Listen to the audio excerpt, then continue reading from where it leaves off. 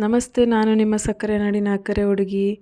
ಇವತ್ತು ಒಂದು ಸ್ನ್ಯಾಕ್ಸ್ ರೆಸಿಪಿನ ನಾನು ನಿಮಗೆ ಹೇಳ್ಕೊಡ್ತಾ ಇದ್ದೀನಿ. ಎಲ್ಲರೂ ವೆಜ್ ಕಟ್ಲೆಟ್ನ ವೆಜಿಟೇಬಲ್ಸ್ ಹಾಕಿ ಮಾಡೋದು ಸೇಮ್ ಇರುತ್ತೆ. ಬಟ್ ಇಲ್ಲಿ ನಾನು ಮೊಟ್ಟೆನ ಸೇರಿಸಿ ವೆಜ್ ಕಟ್ಲೆಟ್ನ ಮಾಡೋದು ಹೇಗೆ ಅಂತ ನೋಡ್ಕೊಬರೋಣ ಬನ್ನಿ.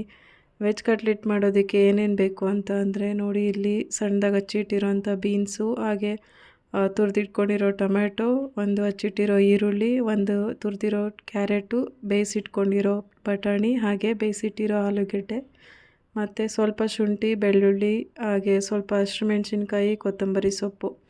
ಈಗ ಒಂದು ಬಾಣಲಿ ತೊಗೊಂಡು ಅದಕ್ಕೆ ಸ್ವಲ್ಪ ಎಣ್ಣೆನ ಹಾಕಿ ಕಾಯಕ್ಕಿಡೋಣ. ನೀವು ಇದನ್ನು ಬೇಕಾದರೆ ಬರ್ಗರ್ ಪ್ಯಾಟಿಯಾಗಿ ಕೂಡ ಯೂಸ್ ಮಾಡ್ಬೋದು. ಎಣ್ಣೆ ಕಾದಿದ್ದಕ್ಕೆ 1 ಸ್ಪೂನ್ ತುಪ್ಪ ಸೇರಿಸ್ಕೊತಾ ಇದ್ದೀನಿ. ಇಲ್ಲಿ ತುಪ್ಪ ಕೂಡ ಕಾದಾದ್ಮೇಲೆ ಇದಕ್ಕೆ 1 ಸ್ಪೂನ್ ಜೀರಿಗೆ ಸೇರಿಸ್ಕೊತಾ ಇದ್ದೀನಿ. ಜೀರಿಗೆ ಸೇರಿಸ್ಕೊಂಡ್ಮೇಲೆ ಹಸಿಮೆಣ್ಸಿನ್ಕಾಯಿ, ಅದು ಹಸಿಮೆಣ್ಸಿನ್ಕಾಯಿ ನೀವು ತುಂಬ ಚಿಕ್ಕ ಮಕ್ಕಳು ಕೊಡ್ತಾಯಿದ್ರೆ ಸ್ಕಿಪ್ ಮಾಡ್ಕೊಳ್ಳಿ, ಇಲ್ಲ ಅಂದರೆ ಹಸಿಮೆಣ್ಸಿನ್ಕಾಯಿನ ಸೇರಿಸ್ಕೋಬೋದು. ಹಾಗೆ ತುರಿದಿಟ್ಟಿರೋಂಥ ಶುಂಠಿ ಮತ್ತು ತುರಿದಿಟ್ಟಿರೋಂಥ ಬೆಳ್ಳುಳ್ಳಿ ಇಷ್ಟನ್ನು ಸೇರಿಸ್ಕೊಂಡು ಸ್ವಲ್ಪ ಚೆನ್ನಾಗಿ ಫ್ರೈ ಮಾಡ್ಕೋಬೇಕಾಗತ್ತೆ. ನೋಡಿ, ಈ ರೀತಿ ಫ್ರೈ ಮಾಡಿಕೊಂಡು ಅದಾದಮೇಲೆ ಹಚ್ಚಿಟ್ಟಿರೋಂಥ ಒಂದು ಈರುಳ್ಳಿನ ಕೂಡ ಸೇರಿಸ್ಕೊತಾ ಇದ್ದೀನಿ. ಇದನ್ನು ಸೇರಿಸ್ಕೊಂಡು ಚೆನ್ನಾಗಿ ಫ್ರೈ ಮಾಡಬೇಕಾಗುತ್ತೆ.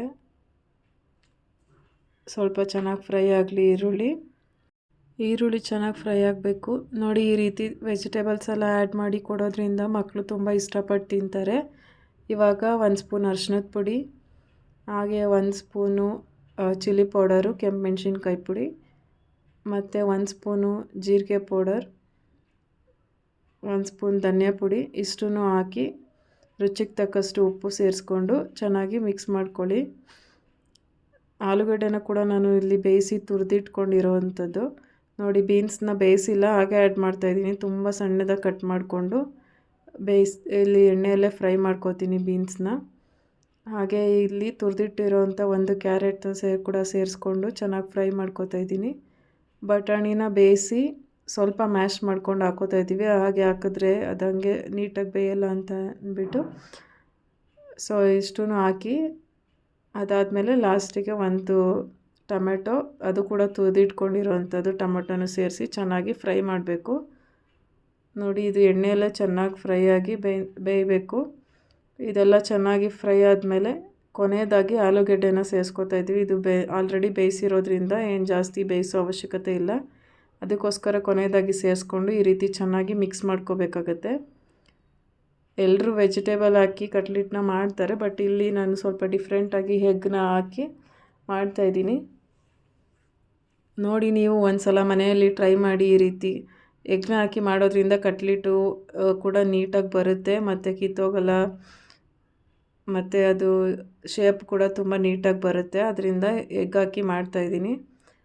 ಮಕ್ಕಳು ಕೂಡ ತುಂಬ ಇಷ್ಟಪಟ್ಟು ತಿಂತಾರೆ. ನೋಡಿ, ಇಷ್ಟು ಆಯಿತು. ಸ್ಟವ್ ಆಫ್ ಮಾಡಿ ಕೊನೆಯದಾಗಿ ಕೊತ್ತಂಬರಿ ಸೊಪ್ಪನ್ನ ಸೇರಿಸ್ಕೊಂಡಿದ್ದೀನಿ. ಸ್ವಲ್ಪ ನೀಟಾಗಿ ಮಿಕ್ಸ್ ಮಾಡಿ ಸೇರಿಸ್ಕೊಳ್ಳಿ. ಇವಾಗ ಇದು ರೆಡಿಯಾಗಿದೆ. ಅದನ್ನು ತೆಗೆದು ಉಂಡೆ ಕಟ್ಟಿ ಈ ರೀತಿ ಉಂಡೆ ಮಾಡಿಕೊಂಡು ಈ ರೀತಿ ಕಟ್ಲೆಟ್ ಶೇಪಲ್ಲಿ ಮಾಡ್ಕೋತಾ ಇದ್ದೀನಿ. ನೋಡಿ, ಈ ರೀತಿ ಮಾಡಿ ಸೈಡಲ್ಲಿ ಎತ್ತಿಟ್ಕೊಂಡು ಈಗ 1 ಅಥವಾ 2 ಮೊಟ್ಟೆ, ಇದಕ್ಕೆ 1 ಮೊಟ್ಟೆ ಸಾಕಾಗುತ್ತೆ. ನೀವು ನೋಡ್ಕೊಳ್ಳಿ ಕ್ವಾಂಟಿಟಿ ಎಷ್ಟು ಮಾಡ್ತೀರಾ ಅದ್ರ ಮೇಲೆ ನೋಡಿಕೊಂಡು. ನಾನಿಲ್ಲಿ 2 ಮೊಟ್ಟೆನ ಹಾಕೋತಾ ಇದ್ದೀನಿ. ಅದರಲ್ಲೂ ಇನ್ನೂ ಮಿಕ್ಕುತ್ತೆ. 2 ಮೊಟ್ಟೆನ ಹಾಕ್ಕೊಂಡು ಅಷ್ಟಕ್ಕೆ ಸ್ವಲ್ಪ ರುಚಿಗೆ ತಕ್ಕಷ್ಟು ಉಪ್ಪು ಮತ್ತು ಚಿಲ್ಲಿ ಪೌಡರು ಇಷ್ಟು ಹಾಕಿ ಚೆನ್ನಾಗಿ ಮಿಕ್ಸ್ ಮಾಡ್ಕೋತಾ ಇದ್ದೀನಿ. ನೋಡಿ, ಈ ರೀತಿ ಚೆನ್ನಾಗಿ ಮಿಕ್ಸ್ ಮಾಡಿಕೊಂಡು ಇನ್ನೊಂದು ಸೈಡಲ್ಲಿ ತವಾನ ಕಾಯಕ್ಕಿಡ್ತಾಯಿದ್ದೀನಿ. ಕಾಯಕ್ಕಿಟ್ಟು ಸ್ವಲ್ಪ ಎಣ್ಣೆ ಹಾಕಿ ಆದಮೇಲೆ ನೋಡಿ, ಈ ರೀತಿ ಆ ಮೊಟ್ಟೆಗೆ ಈ ರೀತಿ ಹಜ್ಜಿ ಏನು ಮಾಡ್ಕೊಂಡಿದ್ದೀವಲ್ಲ ಕಟ್ಲೆಟ್ ಶೇಪಲ್ಲಿ ಅದನ್ನು ಹಜ್ಜಿ ಈ ರೀತಿ ಹಾಕ್ಕೋಬೇಕಾಗತ್ತೆ. ನೀವು ಬೇಕು ಅಂದರೆ ಮೊಟ್ಟೆ, ಯಾರು ವೆಜಿಟೇರಿಯನ್ ಇರ್ತಾರೆ, ಮೊಟ್ಟೆ ತಿನ್ನಲ್ಲ ಅನ್ನೋರು ರವೆ ಇರುತ್ತಲ್ವ, ರವೆಗೆ ಈ ರೀತಿ ಹಜ್ಜಿ ರವೆಯಲ್ಲಿ ಕೂಡ ಮಾಡ್ಕೋಬೋದು.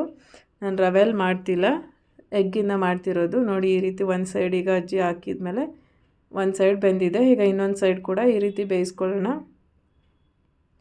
ಸ್ವಲ್ಪ ನೋಡೋದಕ್ಕೆ ಆಮ್ಲೆಟ್ ಥರ, ಮೇಲೆ ಆಮ್ಲೆಟ್ ಥರ ಇರುತ್ತೆ.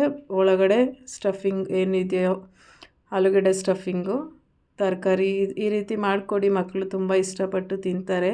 ಹೊರಗಡೆ ಫುಡ್ಸ್ನ ಆದಷ್ಟು ಅವಾಯ್ಡ್ ಮಾಡಿ ಅಂತ ನಾನು ಎಲ್ಲ ವೀಡಿಯೋಸಲ್ಲಿ ಹೇಳ್ತಿರ್ತೀನಿ. ಸೊ ಆದಷ್ಟು ಹೊರಗಡೆ ಫುಡ್ನ ಅವಾಯ್ಡ್ ಮಾಡಿ ಮಕ್ಕಳಿಗೆ ಈ ರೀತಿ ಸಂಜೆ ಟೈಮ್ಗೆ ಅಥವಾ ಇದನ್ನು ಸ್ಕೂಲು ಲಂಚ್ ಬಾಕ್ಸಿಗೆ ಕೂಡ ಮಾಡಿ ಕಳಿಸ್ಬೋದು. ತುಂಬ ಅಂದರೆ ತುಂಬ ಚೆನ್ನಾಗಿರುತ್ತೆ. ಈ ವೆಜ್ ಕಟ್ಲೆಟ್ನ ಬರ್ಗರ್ ಪ್ಯಾಟಿಯಾಗಿ ಹೇಗೆ ಮಾಡೋದು ಅಂತ ನಾನು ನಿಮಗೆ ನೆಕ್ಸ್ಟ್ ವೀಡಿಯೋದಲ್ಲಿ ತಿಳಿಸ್ಕೊಡ್ತೀನಿ. ಹಾಗೆ ಇನ್ನೂ ನನ್ನ ಚಾನಲ್ಗೆ ಯಾರೆಲ್ಲ ಸಬ್ಸ್ಕ್ರೈಬ್ ಆಗಿಲ್ಲ ಸಬ್ಸ್ಕ್ರೈಬ್ ಮಾಡ್ಕೊಳ್ಳಿ. ವಿಡಿಯೋನ ಎಲ್ಲೂ ಸ್ಕಿಪ್ ಮಾಡದೆ ನೋಡಿ, ಆದಷ್ಟು ಫ್ರೆಂಡ್ಸ್ ಫ್ಯಾಮಿಲಿಗೆ ಶೇರ್ ಮಾಡಿ ಅಂತ ಹೇಳ್ತಾ ಮತ್ತೊಂದು ವಿಡಿಯೋದಲ್ಲಿ ಸಿಗೋಣ. ಎಲ್ಲರೂ ಇದೇ ರೀತಿ ಸಪೋರ್ಟ್ ಮಾಡ್ತಾಯಿರಿ. Thank you so much.